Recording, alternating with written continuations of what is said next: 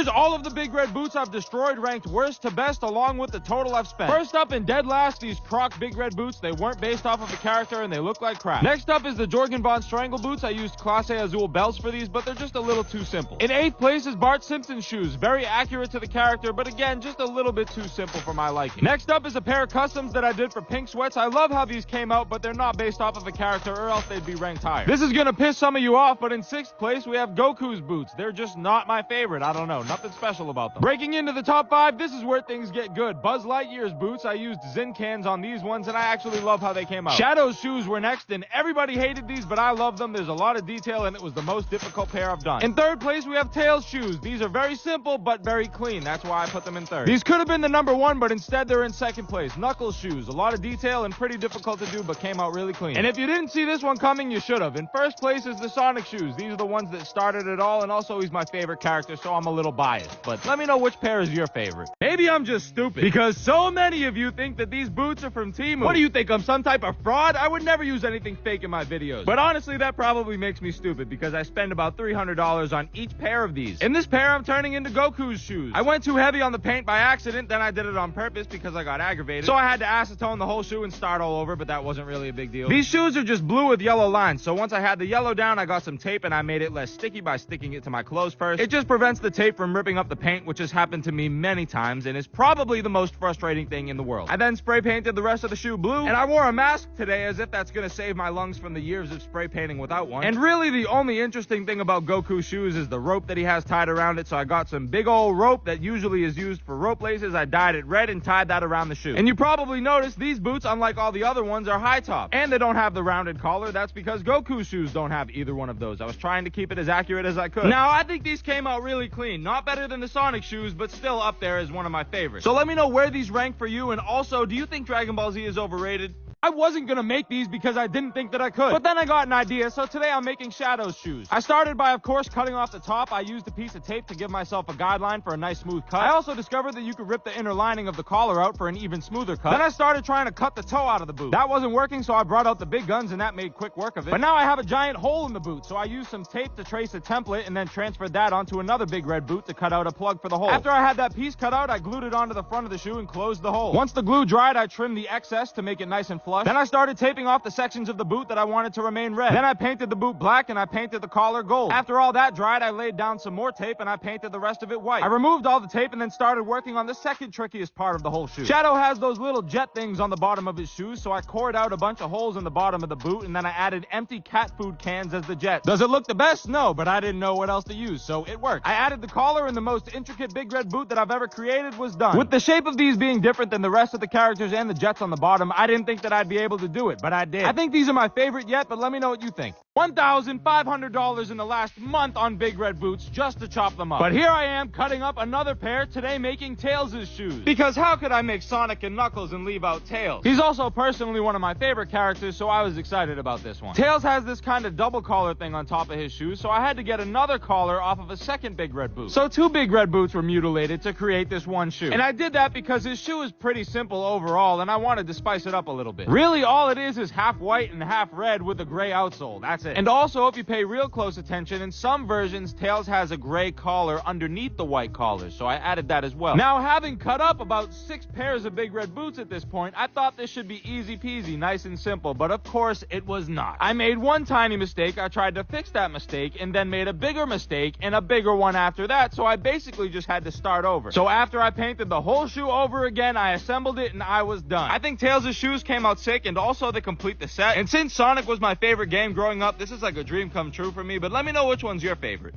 I could not make my mind up on this project if my life depended on it. I got my hands on the big red boots, and I first tried to dye them, but that didn't work at all. They took no dye. And at this point, I was rushing around, I was a little frustrated, so I impulsively painted them blue. But then I realized I didn't really have a plan for the blue, so I painted them red. I painted the big red boots red. It made no sense, it wasted so much time. But what happened was I had a light bulb moment where I had a really good idea, and I knew that that was what I had to do. And I was so mad at myself for not thinking of this in the first place. I don't know why this wasn't my first instinct. It should have been the first thing I did. It would have been way easier and it would have looked way better. The idea was to turn these boots into the shoes from Sonic. And the reason it made me so mad is because Sonic was my favorite character growing up. I've even designed Kizzos around the shoes that he wore. But what was done was already done, so I had to work around it. But the process itself was pretty easy. First, I removed the collar and converted the shoes into a low top. Then I grabbed a regular belt from Target. I cut that up, painted it white and gold, and then super glued it to the sides. And boom, now I have a pair of Sonic shoes. Their sake, I think this might be one of my favorite pieces ever. But I still wish these were my first idea and I didn't have to rush through them. They'd be way cleaner. But are these better or worse than the boots? These might have actually passed the Sonic shoes as my favorites. And they're also the most complicated character shoe that I've done so far. Today I'm creating Knuckles shoes. I couldn't do Sonic and leave out Knuckles. There's more of a design to his shoes, and there was also a big roadblock that I had to get through. The first step is to cut up the shoe per usual. Second, I had to make this yellow stripe that goes across the whole shoe and also paint the collar green. After the yellow and the green were laid down and had time to dry, I had to make the sole gray. A lot easier said than done. This is already about 3 hours of work put into 30 seconds. Then the roadblock came. If you know Knuckles, you know he has this metal plate looking thing on the front of his shoe, so I had to figure out how to make that. First, I cut it out of styrofoam. That was too porous. Then I tried to add tin foil around it to smooth it out, but that was still a little too wrinkly, so I finally made this cardboard case kind of thing to put around it. I cut out all the corners and then I glued it to the block that I made out of styrofoam. Then I painted it silver so that it would look like it's made of metal. Then it was time to assemble everything. First the green collar, and then I drilled 6 2.5-inch bolts into the shoe to finish it off. And that's why these are my favorite. They came out perfect, they're extremely accurate, and they also took some creativity to make. But let me know which ones you like more. I don't drink coffee, but I do dip my Air Force Ones in it. I had no idea how much coffee to use, so I ended up just pouring the whole can in just to be safe. There was so much coffee in this pot that it felt like I was stirring cake batter. It was extremely thick,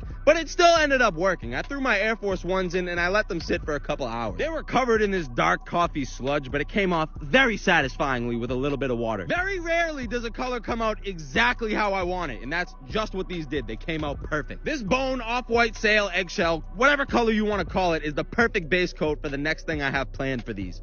This is the only pair of Big Red boots that I haven't had to chop up. But don't worry, there's plenty of ways to destroy a Big Red boot. Like spray paint, for instance. Today I'm making Buzz Lightyear's boots, and the bottom of his boots are purple, so I painted the bottom of the boots purple. I covered up some of the purple, and then I spray painted the rest of the boot white. Then I moved on to the green, and the only thing green on these is the toe and the ankle collar, so that was easy. I was terrified using this red vinyl tape because every time I use it, it rips up paint. But the painter's tape wasn't flexible enough for that area, so that's what I had to use. But you'll never guess what. The red vinyl tape came up nice and easy. And guess what didn't come off nice and easy? The painter's tape. It ripped up tons of paint on the toe and the ankle collar, so I basically had to redo the whole shoe. And then I found these little hockey puck things. I have no idea what they are, but Buzz has these little circles on his ankle collar, so I used those for that. And lastly, the final detail, Andy's name on the outsole. And I know what you're thinking. Isn't the end backwards? No, it's only backwards on Woody's shoe, not on Buzz's shoe. And with that, the shoe is done, and I actually really like these. Even though I didn't have to cut them up and make them low tops, they're still one of my favorites. All the details are there, and they're accurate, so let me know what you think of these and where they rank amongst the other boots. Sure, Kool-Aid tastes great, but what will it do to a pair of Air Force Ones? I feel like I've been asking myself that question way too often lately. I had no idea how much I should use, so I just bought 3 cans of it, and I threw it all in there, and I crossed my fingers. I really didn't have high hopes for these at all. I didn't think the Kool-Aid would be able to stain shoes, but I took them out, and it worked. The purple saturated pretty well for being Kool-Aid, so I was really surprised with this. I also lightened up the check a little bit just to give it a little extra something, and this is what we have. The purple came out way deeper than I expected, and I love it. I also love that this page is just turning into me dipping Air Force Ones in random drinks, so give me more stuff to dip in.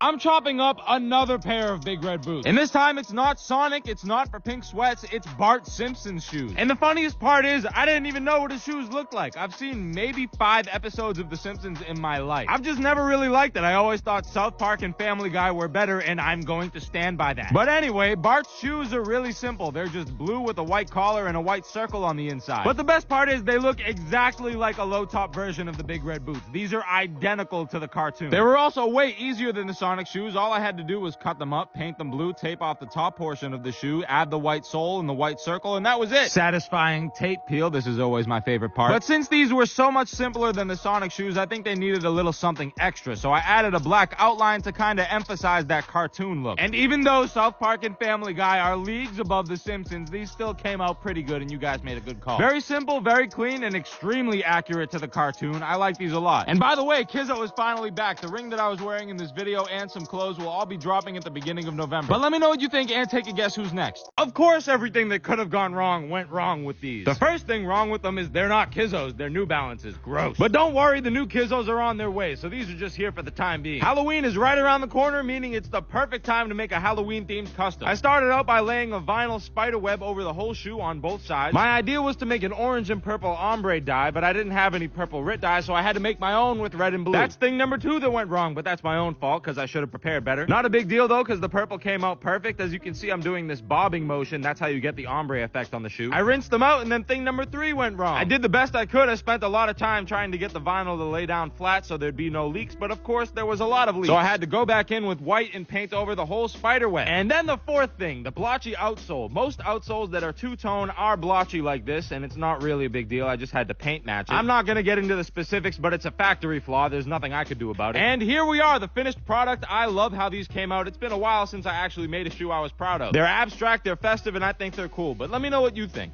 This has got to be my favorite thing that I've done to the Civic so far. It was time to take out the old ugly stock shifter and replace it with a brand new Acuity one. It's a pretty simple install, and it's a lot simpler when you just remove the center console. I'm lazy, so I tried to install it without removing the center console, but it made life way easier to just get it out of the way. After I got the old shifter out, it was time to throw the new 3-way adjustable shifter in. It's only 3 bolts to mount it and 1 bolt to secure the long hard shaft. Pause! It was really an easy install. The hardest part was trying to remove the shifter cables from the OEM shifter, but that was it. Once I got those out, it was easy. I put all the trim pieces back where they were, and I installed a new shift boot collar. I got a little shifter charm to go with it. I love that, as well as the big red knob, because who doesn't love a big red knob? Pause again! But this is why Acuity is the best. Look at the difference. This is stock.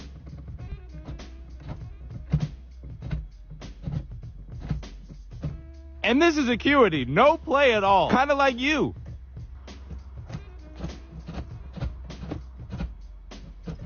It looks amazing, you made the car way more fun to drive, and I love it. No splash bleach will never not entertain me. I get that it has to do with the viscosity and laminar flow, but it's still really cool. Just look at it. There's no splashing. I could even be 12 feet above the bucket, and there's still not gonna be a drop splash. But this is all because I ruined my brand new Kizzos. I had them on for 3 hours, and then I dropped a piece of greasy bacon on them and ruined them. So I figured this is a good opportunity for some testing. I might as well take it the full 9 yards. I let them sit for about an hour, and I discovered that premium suede and bleach do not mix well. The suede was basically disintegrated and the top layer was peeling off. There was a hole in the tongue all of a sudden, and I figured why not dip another pair. I only left these in for 10 minutes, but same result. Don't ask me how they got darker when they dried, because I don't know. I hit them with a wire wheel just to add some texture and distress them a little bit. So let me know what you think. Are they trash or am I onto something? And by the way, right as I posted this video, the shoes went live, the unbleached pairs. So go cop a pair if they're not already sold out. I just can't win with you guys. I made this hoodie in my last video, and a lot of you said I overdid it. But luckily, I have a second 9-zip, and I'm gonna use this one to try and redeem myself. And the cool part is, I'm back in the original lab. This is where everything started. I'm back home for Christmas, so I didn't have much to work with. I had a bottle of bleach, a bottle of dye, and a dream. So I did the opposite of the first hoodie. Instead of bleaching the top half, I bleached the bottom half. I taped up the diamond on the back because I have a plan for that later, and I wanted it to be a consistent color when it's all said and done. So I added the bleach to the front and the back of the hoodie, and then I rinsed it out. After it was rinsed, I thought it would be interesting to dye it and see how that reacts. So I added a little bit of purple dye to a pot because I didn't want it to be a super saturated color. I kind of wanted it to be a nice mute purple. And it actually worked really well. The color took right away, and of course I rinsed it again. And then for the final part, I added bleach to the diamond on the back because I thought it would be a little too simple without that. And then finally, I rinsed the hoodie one more time for good measure and dried it. I gotta say, I think you were right. I think the first hoodie was a little overdone, and this one's better because it's more simple. So we're dropping the uncustomized version of this hoodie on Saturday at KizzoKicks.com. And also let me know if you like this hoodie or the first hoodie more, or if I just ruined them both. Here's how I turned these $250 Crocs into these. Now this will work with most white footwear, leather footwear, Crocs. Doesn't really matter, it doesn't have to be these. And all you need is Rit dye, a couple of pots, some hot water, and patience. Obviously the first step is to take all your colors and pour them into your pot. And make sure the water is hot, but not too hot, especially if you're doing Crocs or Yeezys, something that's foam. If it's too hot, you'll shrink them a full size. Start with the toe and make that yellow, then move on to orange and make everything on the shoe, including a little bit of the yellow orange. Then you move on to the pink ink, and this is where it gets difficult and you need some patience. You need to go up and down, slowly and gradually making the colors darker and darker as you go. You're going from pink to purple and then purple to blue, and that's the last color in this process. It's important to imagine 5 different sections on this shoe. Each section gets its own color. So that means while you're overlapping these colors, don't overlap them too much or else the color distribution will be uneven and your transition won't be smooth. But the most important part of this process is moving the shoe continuously. Don't let it sit still for too long or else you'll get a harsh line, not a smooth transition. So let me know what you think and who's gonna give this a try.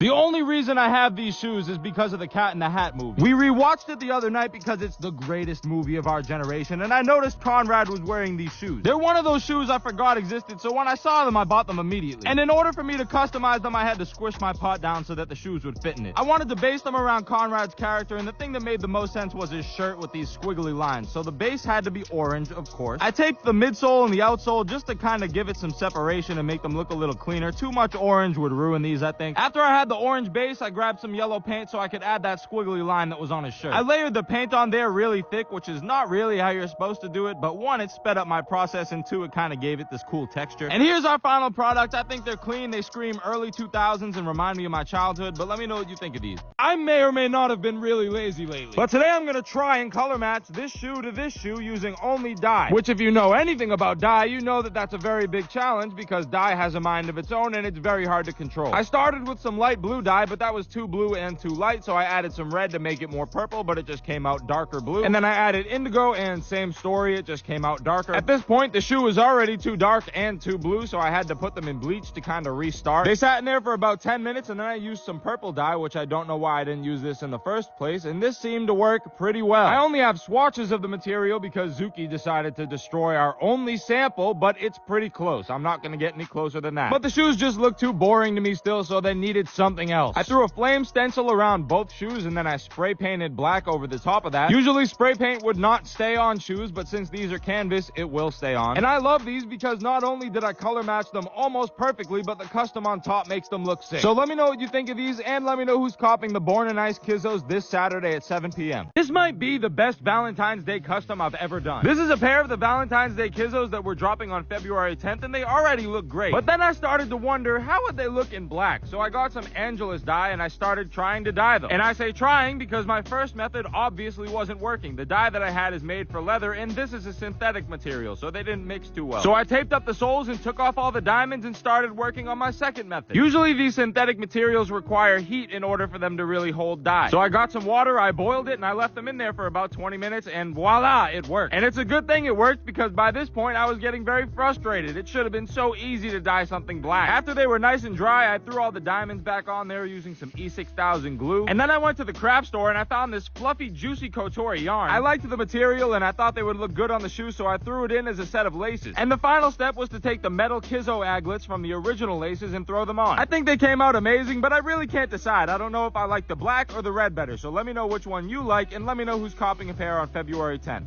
I miss making you all mad on purpose, and there's no better way to do that than to add rope laces to shoes. But this time I'm using the thickest rope I could find. For reference, the ones on the right are what you're used to seeing. I realized that I never really pushed the envelope with these rope laces. I stopped at 8 millimeters. I thought that was a good look, and I didn't go any further. But these ropes that I have today are 15 millimeter. They're giant, like comically big. And to be completely honest, I had no clue if I was actually going to be able to get these in the shoes without just completely ruining them. So I used my leather puncher. I made some big holes in the shoes, and I also wanted the laces to be black, so I dyed them black using RIT dye. Then I quickly realized that I needed a bigger pot, so I moved to a bigger pot, and I made the laces black. Really simple. I needed them to dry kind of quickly, so I spun them around a bunch of times. I threw them in the dryer, and now it's time to lace up the shoes, if we can. It was a workout to get these through the holes, but I eventually did. I cut them to size, and then I added duct tape to the tips to hold them together because there was nothing else big enough. And lastly, I dyed the stars black because the yellow just looked like trash. And now we have it, the biggest rope laces I've ever done. Is this the limit? I don't know. So let me know what you think. Do you like these? And also, is there anybody that could actually pull these off? This year's SneakerCon was even crazier than the last. This was Kizzo's second year at SneakerCon in a row, and we did it way bigger this year. Not to mention, it took about half the time to set everything up because we actually knew what we were doing this time. There were 3 big things going on at the booth. Of course, the main attraction is the dip dyeing. We had all the canvas Kizzos lined up behind the booth, and anybody that came up could pick whatever colors they want in whatever fashion and get them dip dyed live. It's just really cool to have something this interactive at the booth. It's fun for both me me and whoever's buying the shoes. This kid right here wanted the back of his shoes to be purple, the middle to be white, and the front to be green. I thought it was a sick colorway. By this time in the day, we had a pretty good crowd surrounding us, and Benny the Butcher stopped by, which was by far the highlight of my day, because honestly, I'm a huge fan, and I was so happy to get him a pair. And to top it all off, I got to dunk Jafer's mag. The second attraction at the booth was the $1,000 jug, where if you threw a diamond into the jug, you got to keep all the money. And the third attraction, which was honestly my favorite attraction, was the Destroy Your Nikes wall. Come up, destroy a pair of Nikes for a free pair of Kizzos, just like this kid did with his trophy room ones. But overall, the day was a huge success, and we were super happy to see how much people liked the new silhouette. Thank you to anyone who stopped by, and see you next year.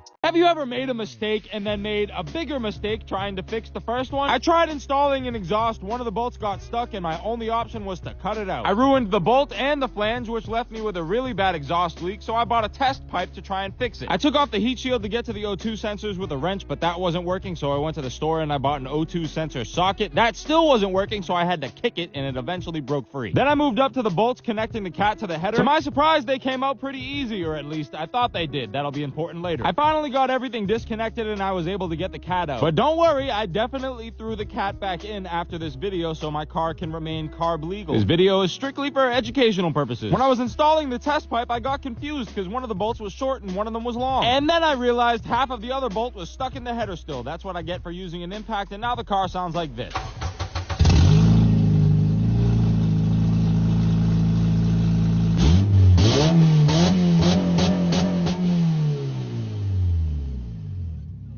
These were the most tedious custom shoes I've ever done. I probably feel that way because I have the attention span of a gerbil, but still, they took a while and it was boring. If you haven't figured it out already, I'm bedazzling these Kizzos. So I went and I bought the most expensive crystals that I could find, $5 ones from Michaels. And I said this process is so tedious because all it involves is gluing and placing, over and over and over again, 1,653 times, but who's keeping count? Could I have stopped after all the big crystals? Yes, but no, we have to add small ones in between all the big ones. I got this idea from my friend Layla. She makes shoes like this all the time, and I really don't know how she does it because I would go crazy doing this more than once. But I just might have to do it more than once because these came out crazy, even with the cheapest rhinestones I could find. I mean, just imagine what these would look like if I had used real Swarovski crystals. So let me know what you think, and let me know who's copying the Valentine's Day Kizzos on February 10th. It's good to know I can still surprise myself, because usually I hate customizing hoodies. They always turn out horrible. But this hoodie's different because it ended up being my favorite ever. I started by laying the hoodie on the ground, and as soon as Monty saw me crouch down, he thought it was playtime, but it's not. It's work time, Monty. So I started off the workday by taping off the diamond on the back because I wanted it to stay black when I bleached the rest of the hoodie. And if that wasn't a good enough hint, the next step was to start spraying bleach all over the place. I wanted to create a top to bottom gradient, so I bleached the hood and the top of the sleeves completely, and then I started to spread out the spray a little bit to create that gradient. Then I threw the word custom on the back of the hoodie just so you're all very well aware that this is in fact a custom and not the actual hoodie we're selling. And after I got a few good coats of red on there, I ripped the stencil off as well as the rest of the tape. I was surprised that the tape held up so well. I thought there was going to be a lot more bleed. Finally, I rinsed the hoodie off to get rid of all that excess bleach, and yes, it was on a trash can. After the hoodie was dry, I started adding the number 9 all over the place with this custom stencil I made. Well, why the number 9, Jake? Because it's called the 9-zip hoodie. There's 9 zippers, and 9 is a cool number. So I love this hoodie. I think it's my favorite I've ever created. But do you agree with that, or do you think I ruined it? And let me know who's copying the 9-zip Saturday. Sometimes trusting the process isn't enough, and you still end up with something ugly. I wanted to customize my canvas Kizzos before SneakerCon because I'm the shoe guy. I can't just have a plain pair of Kizzos. They have to be custom. And I had this idea to use all the colors that we would be using at the SneakerCon booth on my own shoes. Now, in my head, it was going to be a nice gradient with smooth transitions between all the colors. I thought that once I washed these colors out that they would kind of blend together and make a nice transition, like I just said. This whole time, I was just trusting the process. I'm thinking it's going to look like crap until I wash it, and then it's going to kind of all come together. That's what I was thinking the whole time that I was doing this. But I don't really think that's how it turned out. I'll let you guys decide, but in my opinion, these are a flop. Once I had all the colors on there, I used some black Angelus paint to fill in all the extra white spots because they kind of just looked awkward to me. And then I brought them to the sink thinking this was going to pull everything together. The colors were going to blend nice and smooth, and they did. So to top it all off, I threw some bleach splatter on the shoes just to kind of add some more texture. And I do kind of like how they came out, but it's not exactly what I was thinking. So let me know what you think about these. Did I destroy them, or are they kind of cool? It's been almost a year since I've been able to use a pair of Kizzos in a video, but we finally have the new silhouette, and I have these canvas Kizzos that I have to do some experiments with. There's only 98 pairs of these in the world, and we're releasing them exclusively at SneakerCon this weekend in Fort Lauderdale. And just like last year, we're dip dyeing the shoes live there, so I had to, 1, make sure the dye worked correctly as it should, and 2, we wanted to provide people with examples so they could pick the color they want. And I want to make it clear that these are test shoes. That's why they're messy. The ones you buy there won't be. And we're also going to let everybody choose the type of dye they get. Like this one is a top to bottom ombre, and then this one that you're about to see is a front to back ombre. So you can choose either one of those with any 2 colors you like, or you could just go the simple route and choose 1 color and make the whole shoe that, or you don't have to use any dye. You could just take the canvas shoes as they are. But whatever you end up choosing, the one thing I know for sure is nobody does it like Kizzo. We're the only ones doing something like this, and that's why Kizzo's the best. I really can't wait for Saturday, especially since this is the first sneaker we've dropped in almost a year. We're also going to have a lot of other crazy stuff at the booth, including a chance to win $1,000 cash. And if you can't make it, don't worry. There's more Kizzos dropping this month, but let me know who's going to be there. Today, I'm creating a new shoe, and I'll be sacrificing this Adidas to do so. We just finished creating our new shoe for Kizzo. This pair is releasing in January, but some people think it's a little too much. And I can agree, because we meant for that shoe to stand out and be loud. They're statement pieces, but that's not for everybody. I get it. Sometimes you just need a shoe you can toss on to go to the grocery store or McDonald's or something. So that was my mission today, create a more simple silhouette for casual everyday wear. I traced out all of my patterns on some tape, and then I transferred that onto leather, and I cut out all my pieces. Once I got all of those cut out, I started adding glue to the back of them and sticking them to the shoe. Now, if I really wanted to go all out on these, I would have had to get a sewing machine specially made for shoes, and I would have sewed all of these to the sneaker. I would have also layered the leather correctly, but I don't have the space in my house for that machine, nor do I want to spend the money on it to use it one time. So glue in 3rd grade level craftsmanship is fine for this prototype. After all the glue was dry, I started painting the leather with some Angelus, just so you could really differentiate between the layers and make it look a little better. I threw the laces back in the shoe, and the prototype was done. I made this just to give myself an idea what they might look like, but I don't know if we should produce these. So let me know what you think of this silhouette. Should we start selling these alongside the other ones?